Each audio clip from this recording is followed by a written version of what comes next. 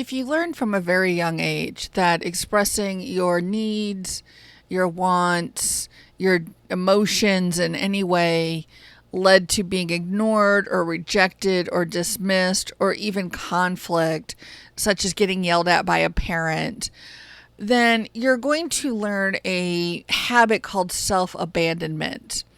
And what that leads to is people pleasing and ignoring your gut instincts and being really perfectionist and criticizing yourself. What this means is that if you are a member of a community and you don't feel like you are a member of that community, then it's going to be very hard to make space for yourself or to even try to claim identity or kinship with that community. And that's what we're going to discuss here on our last Pride Month episode of the Feather Mane Soul Wisdom Show. You're listening to Feather Mane Soul Wisdom, a podcast for those looking to rediscover their wild spirit in spite of life's challenges. If you're living with a chronic illness or neurodivergent or consider yourself disabled and you're looking to connect with your own inner untamed essence, then this show is for you. Your host is Kit Kelsto, Wild Spirit Storyteller. Thanks for listening, and now on to the episode. Hello, everybody. I'm your host, Kit Kelsto, and this is our last Pride-specific episode, as it is the end of June 2026. In our first episode, we talked about when you don't feel like you're a part of a community, and when you don't feel like either you can claim membership in that community or that community sees you as a part of it. In our last episode last week, we talked about things that communities can do to include neurodivergent and disabled individuals.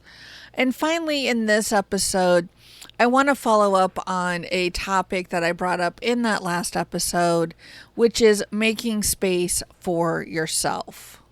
As I was doing some work for this episode, it really kind of connected with me that if we do not make space for ourselves in a community, and I'm not talking about like running up to a pride parade and saying, hey, let me in because I'm queer. What I'm talking about is actually believing that we are a member of a community, following up on our lived experiences and honoring and trusting those feelings inside of ourselves. A good example of this is one of the discussions that I've been seeing going around my social media feeds, especially here during Pride, is how do you know if you're trans? And the point has been made that people who are 100% cis never ever question whether they're cis. They never ever question their gender. They know who they are, and that's who they are. For people who are trans, even if it's just a teensy little bit and you wonder, might I be trans? And I've heard this said too in the neurodivergent community. People who are who are not autistic do not sit around wondering if they are autistic, for example. And so if you're actually questioning that, then that's a good indication that you may need to trust your instincts, trust your gut, and do some exploration. Now, the results of that exploration, you may explore and you may realize, no, I'm comfortable with my gender identity. But you may also explore and realize that no, some things in your life need to change. And so doing that exploration, that is a way to combat self-abandonment. Let me just start by taking a few moments to talk a bit about self-abandonment. Now, I just want to preface this as I always do. I am not a mental health therapist. I cannot diagnose. I cannot treat any sort of condition. I can certainly coach and help and stand, in solidarity with you. I can hold space for you. I can be a witness to what you're going through. And that's what I do as a coach. And so that's just where I'm coming from here.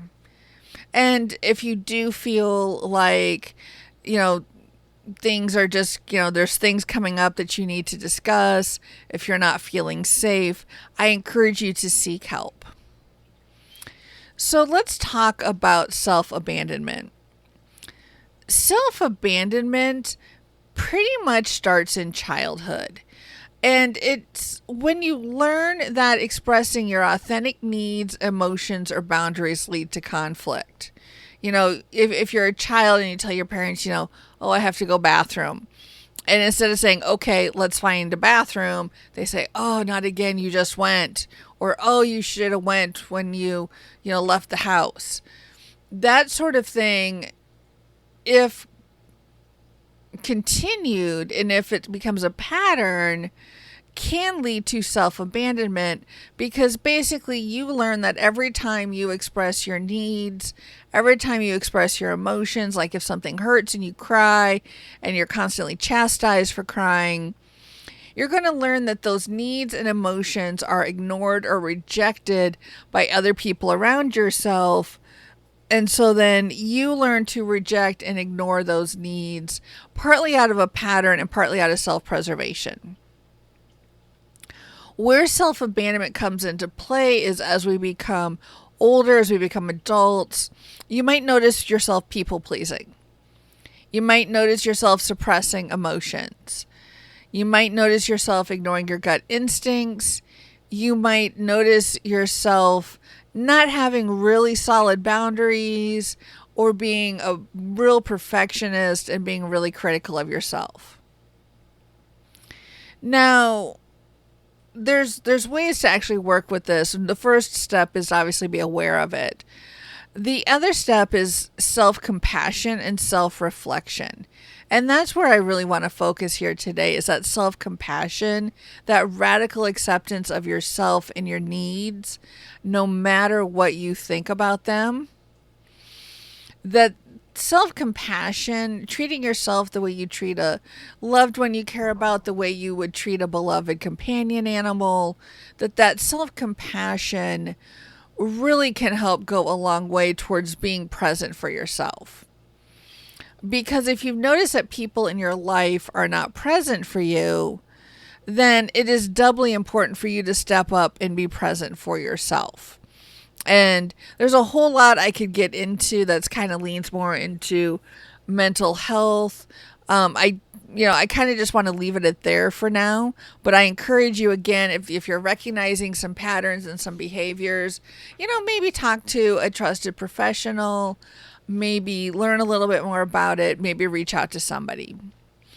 What does that have to do with creating space for yourself in a community, and especially during Pride? Well, I'm going to get vulnerable here for a moment and just share that this is something that I've been struggling with this Pride. I live in a very rural community. The local queer community is not safe for me because of some experiences I had with people who are connected to it. And being somebody who pretty much appears cis. I mean, I pretty much, I cut my hair short, but that's about it. I cannot medically transition right now. I can't do a lot of things right now in regards to making changes. And so pretty much, I look like the gender I was assigned at birth. And because of that, I really struggle, and of course this goes back into my own past and that, but I really struggle to feel connected and a part of a community. And so you start to say things to yourself like, oh, it doesn't matter, oh, it's okay, I don't need to do that anyway. You start to dismiss some really serious is the word that comes to mind, but I don't think that's what I'm looking for here. Some really strong urges and really strong thoughts on your part. You start to dismiss that. You start to abandon yourself. How do we not do that? How do we make space for ourselves when we don't feel wanted by the community we're trying to make space in? Well, the first step is simply admitting that you belong. Nobody has a monopoly on pride. Pride is a celebration. There are non-queer people at Pride. There are, people from all walks of life, all across the gender, sexuality, orientation spectrum. Everybody belongs at Pride. And so if you could just keep telling yourself that, not in a, lying to yourself sort of way, or, trying to change your thoughts, but just gently reminding yourself, hey, nobody, in spite of what some groups may or may not think, nobody has a monopoly on pride. That means if you feel safe and able to go to a celebration, do so. If you want to do something small and quiet at home, something that's more personal, less public facing, do that. Once you admit that you belong in a group, you can decide whether you want to claim public kinship with that. Again, you decide how much information you disclose or don't disclose. You decide what you get to do for yourself. That's how we fight self-abandonment. The other thing is to understand that there will always be people who try to claim ownership of a space. There will always be people, and at this point I'm stepping outside of just talking about pride and going into, any group. There will always be people who will, try to tell you that you're taking up too much room, who will try to tell you that you don't belong. One of the things I've gotten really good at in my 5 decades here on this planet is to be comfortable just doing my own thing. Now, some of that's the autism, some of that is, again, location, but and this podcast honestly is an example of that. So, if you just get comfortable, banging your own drum, as the saying goes, and just doing your thing. And even though it's difficult to remember, just remembering that what other people think of that reflects more on them than it ever will on you. The other thing I would encourage you to do to avoid self-abandonment is to really think about where that's coming from and think about how you can make that right with yourself. We can't go back in time. We can't fix the things that we have happen to us. What we can do is make sure we give ourselves compassion and love and understand, for example, that younger version of you that didn't have their needs met, that wasn't right. And that, happened.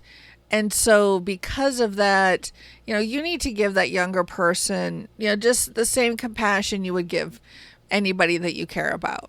And again, I know all of this is easier said than done, and I am right there with you and working on this every single day. So when we make that space for ourselves, it's a matter of also rethinking our ideas of community. Now, we may have an idea of community, of how we want to exist in a space, how we should exist in a space, what actually should happen when we're in a space. And a lot of times that's not going to happen. A lot of times, people, everybody being individuals, everybody having free will, that how we show up in a space pretty much means that we're going to have to deal with other people's actions as well, and the way other people may affect our showing up in a space. I felt like I was talking in circles there, so I apologize. But I think what I'm trying to say is let go of perceived, connotations. Let go of any perceived notions that this is how things are going to go, because we don't know how the world, how day to day, minute to minute, hour to hour things are going to unfold in front of us. I don't think anybody has a crystal ball that works 100% of the time. I mean, even autistic pattern recognition gets it wrong from time to time. So I think the other thing is, in some respects, to let go of our cynicism. And this could be the hardest thing of all. When you have been excluded from spaces, when you have been treated very badly by individuals who maybe claim to be a friend, or maybe claimed to be welcoming, an organization that claims to welcome everybody, but then it's very obvious that they don't want to make accommodations for a disability. It's obvious that they don't want to, welcome people who maybe process things differently, or even welcome people who are outside their own experiences. When that happens, it is very easy to fall into the trap of cynicism. My spouse has a t-shirt. We got it at Walmart. And it looks like a review box. And it says, people. And then you see 1 stars. So it's like, it's very easy to dismiss the whole human race with the 0 stars or a 1-star review. But the truth is that when you put people in monolithic blocks, you diminish them. And so, that's just something I need to remember as well. That, when you put people in monolithic blocks, you just diminish them. And so I would encourage you to understand the harms that people can do, but don't be cynical about everybody acting the same way. Now, this doesn't dismiss anybody who needs to look at the actions of themselves, their community, make things right, reparative justice. That certainly needs to come into play. And the more of that happens, frankly, the better we all think about other people in the world around us. But to simply pull yourself away from a community because you think everybody sucks, that may be true on like a small local level, but certainly not on a global or national level. Which brings us back to the general topic of our podcast today, which is making space for yourself when you don't feel wanted by a community, when you don't feel like you're a part of a community. And I think it comes back down to being willing to sit with that loneliness, being willing to sit with those uncomfortable feelings, being willing to sit with the grief that comes up. When you're willing to do that, you start to become willing to accept your own company. Now, does this mean that you don't want things to change? Of course not. But what it does do is it gets you comfortable holding space, taking up space, and making space for yourself without anybody else around and feeling like you belong. And I would encourage you to, in this space, to start speaking your truth, to start speaking authentically, to start identifying yourself as a member of the community.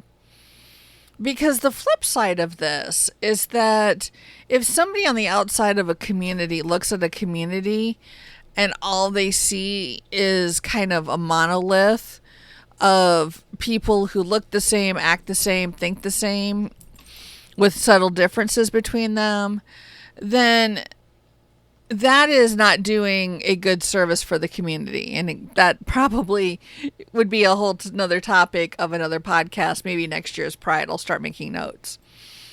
But when you start saying, hey, I'm a member of this community too, you also hold up a light for other people.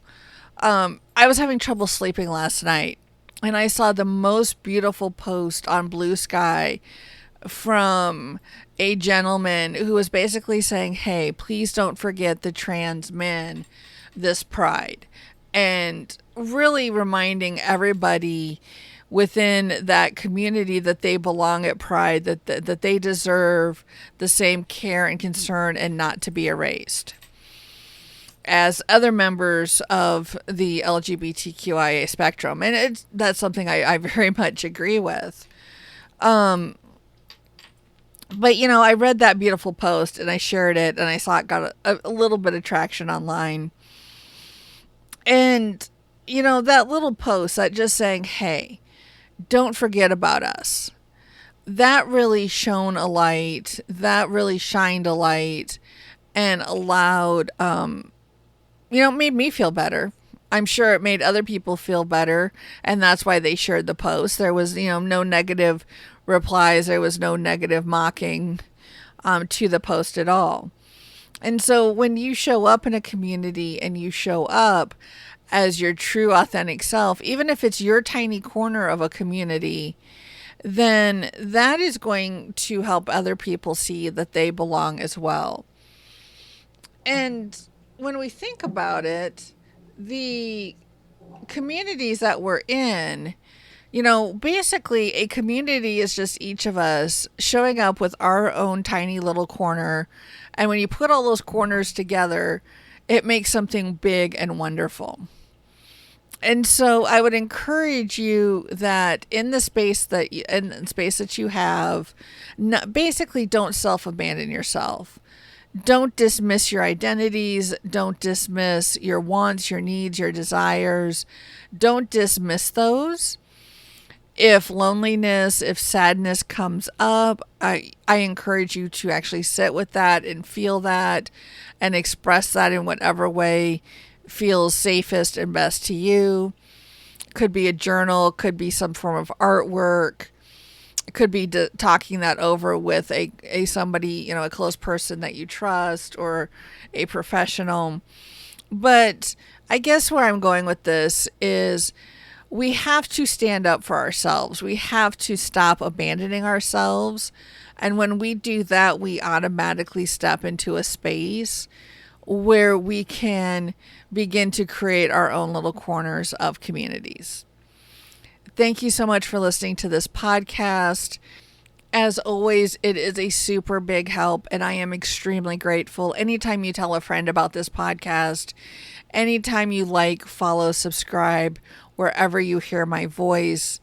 And if you would like to learn more about how wild spirit storytelling and my grief pathfinding method can help you with these situations, please reach out at feathermanesoul.com. I offer free connection calls. You can also email if that is, more accessible to you as well. Thank you so much. I hope you had a wonderful Pride, and I will speak with you next week. You've been listening to the Feathermane Soul Wisdom Podcast, hosted by Kit Kilstow. Learn more about Feathermane Soul at feathermanesoul.com.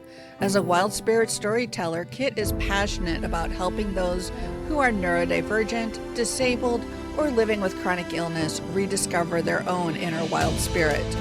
Visit feathermanesoul.com to receive free gifts or book a free call with Kit to discuss how wild spirit storytelling can help you.